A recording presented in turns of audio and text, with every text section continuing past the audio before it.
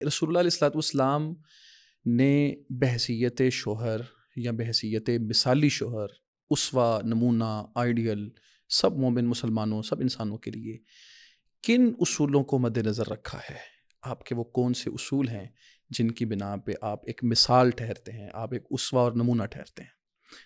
سب سے پہلا اسوہ نمونہ تو یہ ہے کہ آپ نے جو عدل کیا ہے نا، آپ کا عدل بہت کمال درجے کا تھا، باوجود اس کے کہ آپ کو سب سے زیادہ دلی لگاؤ سیدہ عائشہ رضی اللہ کے ساتھ، سیدہ عائشہ رضی اللہ کے ساتھ تھا، لیکن آپ نے ظاہری سارے عدل کے تقاضے پورے کیے۔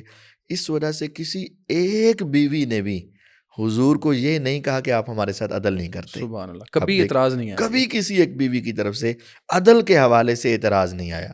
آپ نے وقت کے اعتبار سے ہر بیوی، چاہے وہ بیوہ تھی، چاہے وہ مطلقہ تھی، چاہے وہ کنواری ہے، آپ نے سب کو برابر رکھا ہے، برابر اللہ رکھا۔ اور عدل میں جو چیزیں آتی ہیں اس میں نان نفقہ، ہاں جی، کھانا رہائش، پینا، رہائش، وقت، یہ لباس، چیزیں آتی ہیں، لباس، تو آپ نے سب کو برابر کا دیا ہے۔ صحیح، کھانا پینا برابر کا، رہائش برابر کی، وقت برابر کا، ساری چیزیں۔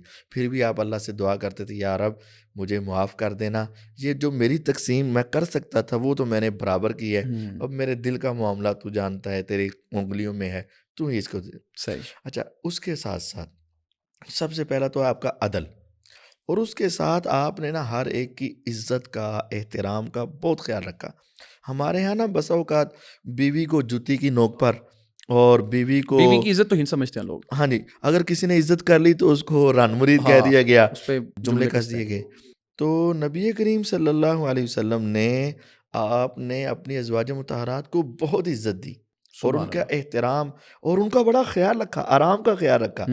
آپ گھر میں جاتے تو سلام کہتے صحیح، بڑے ہونے کے باوجود، لیکن سلام میں آپ آہستہ آواز میں کہتے کہ اگر وہ جاگ رہے ہیں، بیدار ہیں تو جواب دے دیں گے، اور اگر سوئے ہوں گے تو میرے سلام سے وہ بیدار نہ ہو جائیں۔ سبحان اور اللہ، پھر آپ نیند کا خیال، ان کی نیند کا خیال، پھر آپ ان کے پاس جاتے تو آپ ان کے ساتھ یہ نہیں کہ میں نبی ہوں، میں رسول ہوں، میں اتنا بڑا ہوں، آپ گھر والوں کے ساتھ عام ماحول کے اندر رہتے، دوستانہ ماحول، دوستانہ ماحول، اور بڑے ان کے ساتھ نرم مزاج ہو کر رہتے۔ نبی کریم صلی اللہ علیہ وسلم کے بارے میں سیدہ عائشہ رضی اللہ سے پوچھا گیا نا، آپ گھر میں کیا کرتے؟ کانا فی محنت اہلی، گھر کے جو کام کاج ہوتے سارے آپ کرتے۔ اگر ہم سبزی بنا رہے ہیں تو حضور پاس بیٹھ کے سبزی بنانا شروع کر دیتے۔ اگر جانور کا دودھ دھونا ہے، بکری کا دودھ دھونا، ہم کہتے حضور دودھ دھو دیں، تو میرے آقا برتن لے کر جانور کا دودھ دھونا شروع کر دیتے۔ اگر آپ کی جوتی ٹوٹ گئی ہے، آپ خود ہی بیٹھ کر اس کو مرمت کرنا شروع کر دیتے۔ جو گھر کے کام کاج ہوتے آپ ان کے ساتھ کام کاج کرنا شروع کر دیتے۔ آپ اپنے گھر کے اندر انتہائی نرم مزاج، حتیٰ کہ اگر ان سے کوئی کمی کوتاہی ہو گئی تو آپ نے تب بھی ماتھے پہ شکن اور زبان پہ گالیاں جاری نہیں کر دی۔ اس طرح ہمارے یہاں ہوتا ہے نا کہ دبا کے رکھو، گالیاں دو، روب ڈالو، ایسا نہیں کبھی کیا۔ وہ مشہور واقعہ ہے نا کہ نبی کریم صلی اللہ علیہ وسلم سیدہ عائشہ رضی اللہ کے گھر میں گئے، سیدہ حفصہ رضی اللہ نے اچھا کھانا بنایا، انہوں نے اپنی خادمہ کو بھیج دیا کہ جاؤ حضور کو دے آؤ، میری باری پتہ نہیں کب آنی ہے، اس وقت تک تو فریزر بھی نہیں تھے کہ سنبھال کے رکھ لے، اوون نہیں تھے گرم کر کے دے دے۔ تو انہوں نے بھیج دیا، سیدہ عائشہ رضی اللہ عنہا اندر سے باہر آئیں کہ باری میری، اور یہ ہاتھ مارا، برتن نیچے، کھانا بھی نیچے۔ اب ہمارے جیسا ہوتا تو پھر ذرا جذبات میں آ جاتا، لیکن آپ بہت نرم مزاج رہے، بیویوں کے ساتھ بڑے نرم۔ آپ نے کبھی کسی بیوی کو مارا نہیں، کبھی کی حدیث ہے صحیح ہاتھ نہیں مسلم اٹھایا، کی، آپ نے کبھی کسی عورت پہ ہاتھ نہیں اٹھایا، کبھی کسی خادم کو نہیں مارا، آپ نے نہیں مارا۔ تو آپ نے خود وہ پلیٹ نیچے سے اٹھائی اور اس کی جگہ پر ان کو صحیح پلیٹ دے دی، سالن آپ نے اس کے اندر رکھ لیا، اور فرمایا غارت امکم، تمہاری امی کو ذرا غصہ آ گیا۔ آپ تو اپنے گھر والوں کے ساتھ جس طرح بچے آپس میں کھیلتے ہیں نا، آپ اس طرح فری ہو کر، اور فرینکنس مال کے اندر آپ ان کے یعنی وہ ساتھ، فاصلہ نہیں تھا، نہیں، فاصلے مٹے ہوئے تھے، یہ بالکل قربت تھی۔ ہاں، مطلب جب وہ بیویاں سب کچھ چھوڑ کر حضور کے گھر میں آئیں، اور پھر ان پر باہر سے پابندیاں تھیں، پردے کی پابندی، معاملات کی پابندی، ماحول کی پابندی، لیکن آپ گھر میں جا کر ان کو ایسی ریفریشمنٹ دے دیتے، اور ایسا آپ ان کو ایسا فریش کر دیتے کہ ان کو پھر کسی اور کا خیال تصور ختم ہو جاتا۔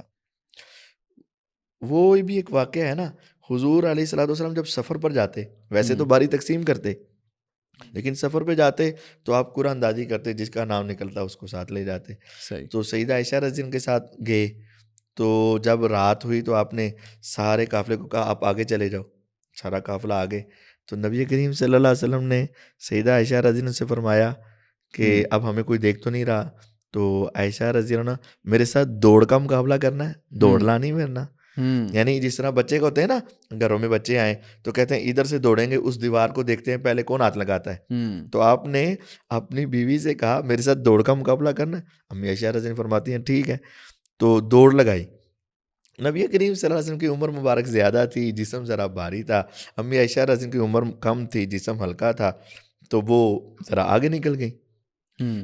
تو پھر ایک موقع ایسا آیا، آپ نے سفر پہ جانا ہے، قرآن دادی ہوئی، اتفاق سے نام امی عائشہ رضی اللہ عنہا کا نکلا. آپ نے پھر ان کو ساتھ لیا اور چلے گئے. رات ہوئی سفر کے دوران تو آپ نے پھر قافلے کو آگے بھیجا اور پھر آپ نے کہا کہ عائشہ آج پھر دوڑ لگانی ہے.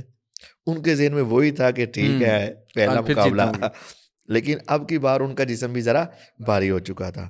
تو اب پھر دوڑ کا مقابلہ. اب غور کریں، آپ سے سنجیدہ انسان دنیا میں کوئی نہیں، سبحان اللہ، آپ سے عظیم انسان دنیا میں کوئی نہیں. تو گھر میں جا کر سنجیدگی نہیں ہے، گھر میں جا کر عظمت یہ نہیں دکھائی.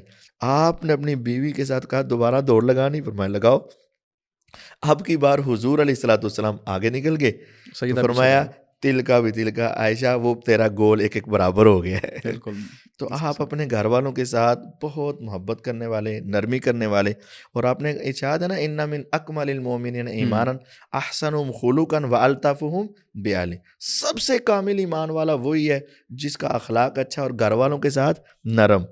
تو آپ اپنے گھر والوں کے ساتھ اس طرح نرم رویہ رکھیں.